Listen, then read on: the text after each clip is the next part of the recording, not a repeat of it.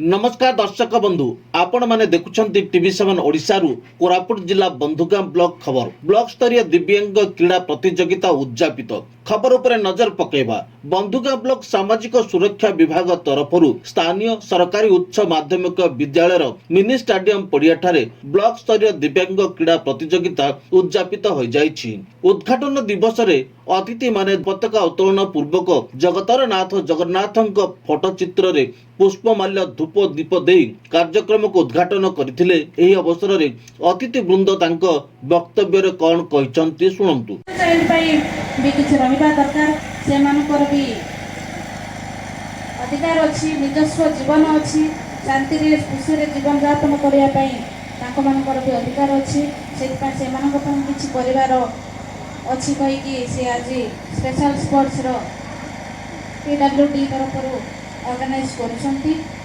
Special एजरे उपस्थित अछंती video madam एवं vice chairman madam एवं जीपीओ सर एवं बीएसएस सर बीएसएस सर एवं एही विद्यालय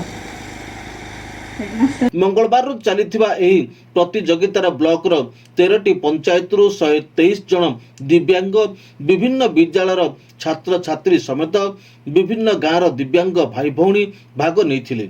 प्रथम दिन अस्थि शल्य श्रवण बाधित दृष्टि बधित व बौद्धिक दिव्यांग छात्र छात्री व भाई भौणी मानकु नहीं मिनी स्टेडियम रे क्रीड़ा प्रतियोगिता होइतिबा बेले उद्यापनी दिन नृत्य गीत और चित्रांकन प्रतियोगिता आयोजन करा जायतिला।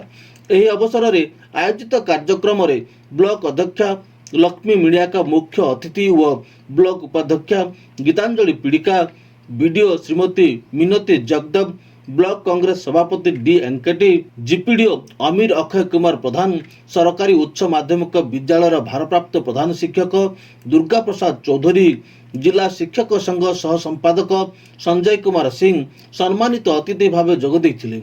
ब्लॉक सामाजिक सुरक्षा अधिकारी दीपक कुमार बेउरिया तत्वावधान आयोजित होइतिबा बेले दौड़ प्रतियोगिता अखा डिया चौकी खेल shot put high jump lung jump नृत्य गीत और चित्रांकन परी 20टी प्रतियोगितार भाग नहीं 60टी पुरस्कार बंटन करा जायतिला।